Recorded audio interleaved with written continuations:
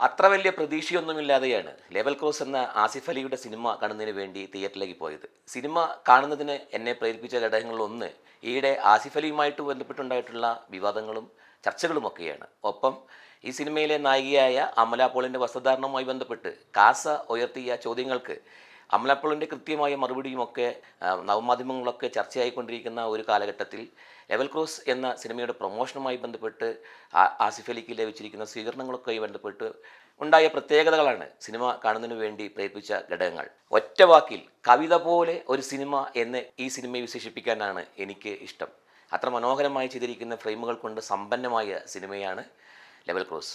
കണ്ടുമടുത്ത സ്ഥിരം വേഷങ്ങളിൽ നിന്ന് വ്യത്യസ്തമായി ഓർഡിനറി എന്ന സിനിമയിലെ വില്ലൻ കഥാപാത്രമായും, കെട്ടിയോളാണ് എൻ്റെ മാലാക എന്ന സിനിമയിലെ നാടൻ കർഷകനായ കഥാപാത്രമായും, കൂമൻ എന്ന സിനിമയിലെ പോലീസുകാരനായും ഒക്കെ വ്യത്യസ്തത തെളിയിച്ചിട്ടുള്ള നല്ല കഴിവുള്ള നടനാണ് ആസിഫ് അലി എന്ന് നമുക്കെല്ലാവർക്കും അറിയാം. തമിഴ്, തെലുങ്ക്, കന്നഡ, മലയാളം, ഹിന്ദി സിനിമകളിലെല്ലാം അസിസ്റ്റൻറ്റ് സംവിധായകനായി പ്രവർത്തിച്ച്, പ്രത്യേകിച്ച് മലയാളത്തിലെ സൂപ്പർ ഹിറ്റ് സംവിധായകനായ ജിത്തു ജോസഫിൻ്റെ അസിസ്റ്റൻ്റായി പ്രവർത്തിച്ച് സിനിമയെക്കുറിച്ച് നല്ല പരിചയമുള്ള അർഫാസ് അയ്യൂബാണ് ഈ സിനിമയുടെ സംവിധായകൻ. അർഫാസിനെ കുറിച്ച് പറയുമ്പോൾ മലയാള പ്രേക്ഷകർക്ക് ഒട്ടും പരിചയമില്ലാത്തൊരു പേരാണ്. അർഫാസ് അയ്യൂബിൻ്റെ കഥയും തിരക്കഥയും സംവിധാനത്തോടൊപ്പം ചേർന്ന് നിന്നുകൊണ്ട് ഇതിലെ മനോഹരമായ സംഭാഷണങ്ങൾ ഒരുക്കിയിരിക്കുന്നത് അദ്ദേഹത്തിൻ്റെ പിതാവായ ആദം അയ്യൂബാണ്. അങ്ങനെ സിനിമയെക്കുറിച്ച് നന്നായി അറിയാവുന്ന, നല്ല ഗവേഷണം നടത്തി പരിചയമുള്ള രണ്ട് പേർ ചേർന്ന് തയ്യാറാക്കിയ ജിത്തു ജോസഫ് ഈ സിനിമ ഏറ്റെടുത്തു എന്ന് പറയുമ്പോൾ തന്നെ നമുക്ക് മനസ്സിലാക്കാവുന്ന ഒരു കാര്യം, പ്രേക്ഷകർക്ക് ഈ സിനിമ ഇഷ്ടപ്പെട്ടേക്കാം, അല്ലെങ്കിൽ ഒരു പരീക്ഷണ ചിത്രമായി ഇതിനെ പരിഗണിക്കാം എന്നുള്ള ധാരണ വെച്ചുകൊണ്ട് തന്നെയായിരിക്കും. അത്തരത്തിൽ ഒരു പരീക്ഷണാത്മക സിനിമ മലയാളത്തിലുണ്ടാവുന്നത് മലയാളത്തിലെ ചലച്ചിത്ര വിദ്യാർത്ഥികൾക്ക് പഠന വിധേയമാക്കാവുന്ന രീതിയിൽ നല്ല മേക്കിംഗ് തന്ത്രങ്ങൾ ഉപയോഗിച്ചുകൊണ്ട് തന്നെ അർഫാസ് തിയേറ്ററിലെത്തിച്ചിരിക്കുന്നു എന്നുള്ളതാണ് ലെവൽ ക്രോസിൻ്റെ ഏറ്റവും വലിയ പ്രത്യേകത. ട്യൂണീഷ്യയിൽ വെച്ചാണ് ഈ സിനിമയ്ക്ക് വേണ്ടിയുള്ള ലൊക്കേഷൻ കണ്ടെത്തിയിട്ടുള്ളത്.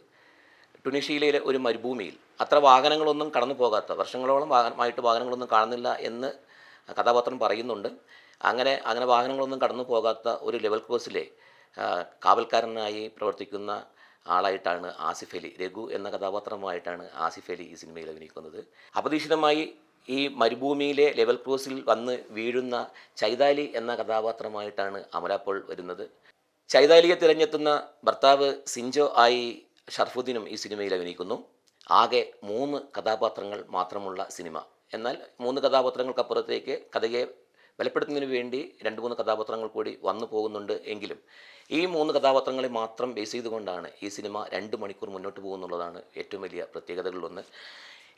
അതുകൊണ്ട് തന്നെ പ്രേക്ഷകർക്ക് ഏറ്റവും ബോറടിക്കാവുന്ന ഒരു സന്ദർഭങ്ങളിൽ പോലും ഓരോ നിമിഷവും സിനിമയിൽ നിന്ന് അകന്നു പോകാത്ത വിധത്തിൽ പ്രേക്ഷകരെ പിടിച്ചിരുത്തുന്നതിൽ സംവിധായകനും ഇതിൻ്റെ പിന്നണി പ്രവർത്തകർക്കും കഴിഞ്ഞിട്ടുണ്ട് എന്നുള്ളതാണ് ലെവൽ ക്രോസിൻ്റെ മറ്റൊരു പ്രത്യേകത.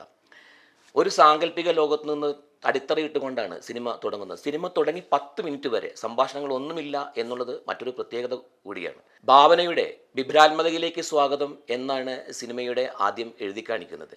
അത് വെച്ചുകൊണ്ട് തന്നെ പറയുമ്പോൾ നമ്മൾക്ക് ഒട്ടും പരിചിതമല്ലാത്ത, പ്രേക്ഷകർക്ക് ഒട്ടും പരിചിതമല്ലാത്ത സീക്വൻസുകളിലൂടെയാണ്, കാഴ്ചകളിലൂടെയാണ് സിനിമ പോകുന്നത്. സിനിമ തുടങ്ങുമ്പോൾ തന്നെ കാണിക്കുന്ന ദൃശ്യങ്ങൾ, അതിലെ ഉപകരണങ്ങൾ, അതിനുവേണ്ടി ഉപയോഗിക്കുന്ന ഉപകരണങ്ങളെല്ലാം തന്നെ പ്രേക്ഷകർക്ക് പുത്തൻ അനുഭവമാകുന്ന രീതിയിലേക്ക് ഇതിൻ്റെ കലാസംവിധാനം നിർവഹിക്കപ്പെട്ടിട്ടുണ്ട്. എടുത്തു പറയേണ്ട ഒരു വിഭാഗമാണ് ഇതിൻ്റെ കലാസംവിധാനം. നമ്മൾ പ്രേക്ഷകർ സ്ഥിരമായി കണ്ടുകൊണ്ടിരിക്കുന്ന സ്ഥിരം പാറ്റേണിൽ നിന്ന് മാറി വ്യത്യസ്തമായി ചിന്തിക്കുന്ന ഒരു പരീക്ഷണാത്മക സിനിമ എന്ന് ലെവൽ ക്രോസിനെ നമുക്ക് വിശേഷിപ്പിക്കാൻ വേണ്ടി സാധിക്കും. ഒരു കൾട്ട് സിനിമ എന്ന് വിശേഷിപ്പിക്കാവുന്ന ലെവൽ ക്രോസിൻ്റെ കഥയുടെ പ്രത്യേകത മാത്രമല്ല സിനിമയെ പ്രേക്ഷകരിലേക്ക് ആകർഷിക്കുക. നല്ല ഡെപ്തുള്ള കഥാപാത്രങ്ങൾ, അടുത്ത നിമിഷം എന്ത് സംഭവിക്കാൻ പോകുന്നു എന്നുള്ള കാര്യം പ്രേക്ഷകരെ തെറ്റിദ്ധരിപ്പിക്കും വിധം, പ്രേക്ഷകർക്ക് മനസ്സിലാകാത്ത ഒരു പിടിയും കൊടുക്കാത്ത വിധത്തിലാണ് സംവിധാനം ചെയ്തു വെച്ചിട്ടുള്ളത്. നമുക്ക് എപ്പോഴും ഓരോ ദൃശ്യങ്ങളും ഓരോ കഥാപാത്രങ്ങൾ പ്രത്യക്ഷപ്പെടുമ്പോഴെല്ലാം നമ്മളെ പ്രതീക്ഷകൾക്കപ്പുറത്തേക്ക് കഥാപാത്രങ്ങൾ സഞ്ചരിക്കുന്നു, അല്ലെങ്കിൽ വിഭ്രാത്മകമായ ഒരു ലോകത്തേക്ക് പ്രേക്ഷകരെ കൊണ്ടുപോകുന്നു എന്നുള്ളത് കൂടി ലെവൽ ക്രോസിൻ്റെ പ്രത്യേകതയാണ്. നിങ്ങൾ ഉറപ്പായും തിയേറ്ററിൽ തന്നെ ഈ സിനിമ കാണണം. ആസിഫ് അലിയുടെ സിനിമ അഭിനയത്തിലെ ഏറ്റവും നല്ല കഥാപാത്രങ്ങളിലൊന്നാണ് ഈ സിനിമയിലെ രഘു എന്ന കഥാപാത്രം. അവസാനമാണ് കഥാപാത്രത്തിൻ്റെ പേര് മറ്റൊരു പേരായിട്ട് എഴുതി കാണിക്കുന്നത്. അത് ഞാനിവിടെ പറയുന്നില്ല. 2 വ്യത്യസ്തമായ ഗെറ്റപ്പുകളിലാണ് ഷർഫുദ്ദീൻ അഭിനയിക്കുന്നത്. ഷർഫുദ്ദീനെ കുറിച്ച് നമുക്കറിയാം, നിരവധി സിനിമകളിൽ ഹാസ്യ കഥാപാത്രമായിട്ടൊക്കെ നമ്മളെ പ്രേക്ഷകരെ കുടുകൂടാ ചിരിപ്പിക്കുന്ന ഈ താരം, പക്ഷേ ഭരതൻ എന്ന സിനിമയിൽ വില്ലനായും, പ്രിയദർശൻ ഓട്ടത്തിലാണ് എന്ന സിനിമയിലൂടെ നായകഥാപാത്രമായും ഒക്കെ നന്നായിട്ട് പ്രേക്ഷകർക്ക് മുമ്പിൽ അഭിനയിക്കാൻ അറിയിക്കുമെന്ന് തെളിയിച്ച ആളാണ്. അങ്ങനെ ഒരേ സമയം നല്ലവനായും കെട്ടവനായും തോന്നിപ്പിക്കുന്ന രീതിയിലുള്ള സിഞ്ചോ എന്ന ഡോക്ടർ കഥാപാത്രമായി ഷറഫുദ്ദീൻ തകർത്തഭിനയിക്കുന്നുണ്ട് സിനിമയിൽ.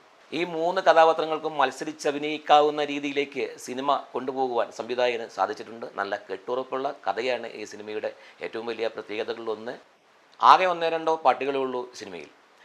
ഇതിൻ്റെ സംഗീത സംവിധാനവും പശ്ചാത്തല സംഗീതവും നിർവഹിച്ചിരിക്കുന്നത് വിശാൽ ചന്ദ്രശേഖറാണ്. സിനിമയുടെ കെട്ടുറപ്പിനെ ഊട്ടിയുറപ്പിക്കും വിധമാണ് സിനിമയുടെ പശ്ചാത്തല സംഗീതം നിർവഹിച്ചിരിക്കുന്നത്. വളരെ മനോഹരമായി ചെയ്തിരിക്കുന്നു.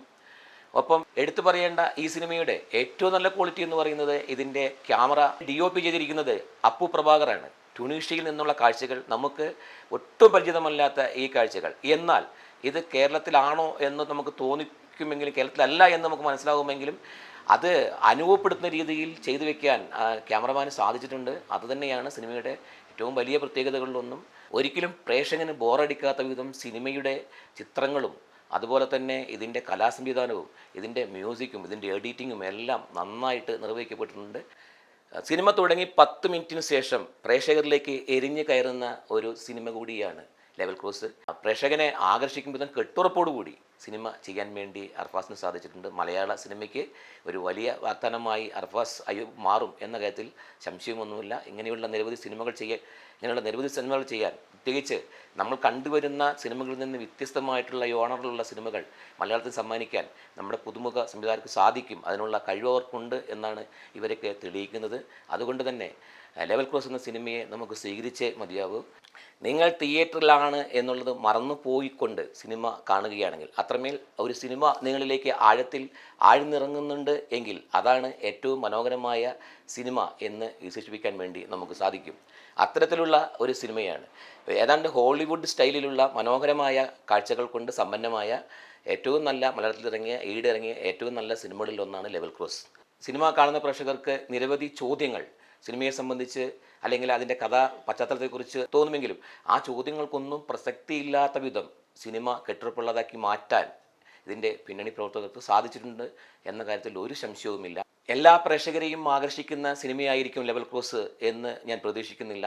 എന്നാൽ ഒരു വിനോദോപാധി എന്ന നിലയ്ക്കപ്പുറത്തേക്ക് ഗൗരവത്തിൽ സിനിമ കാണുന്ന പ്രേക്ഷകരെ ആകർഷിക്കും വിധം സിനിമ ഗംഭീരമാണ്, അതിന് സംശയമൊന്നുമില്ല. അതുകൊണ്ട് തന്നെ ഇതുപോലെയുള്ള സിനിമകൾ മലയാളത്തിന് ആവശ്യമാണെന്നും ഈ സിനിമകൾ വിജയിക്കേണ്ടതുണ്ട് എന്നുള്ള ബോധ്യമുള്ളതുകൊണ്ടും ഉറപ്പായും ഞാൻ ഈ സിനിമ കണ്ട് എനിക്ക് അനുഭവപ്പെട്ടതുപോലെ പ്രേക്ഷകരെ എല്ലാവരെയും ആകർഷിക്കുന്ന വിധം അനുഭൂതിമാക്കുന്ന വിധത്തിലുള്ള സിനിമയായി മാറും ലെവൽ ക്രോസ് എന്ന് ഉറപ്പുള്ളതുകൊണ്ട് നിങ്ങളെല്ലാവരും തിയേറ്ററിൽ ചെന്ന് ഈ സിനിമ കാണണമെന്ന് അഭ്യർത്ഥിച്ചുകൊണ്ട് മറ്റു സിനിമയുമായി നമുക്ക് വീണ്ടും കാണാം.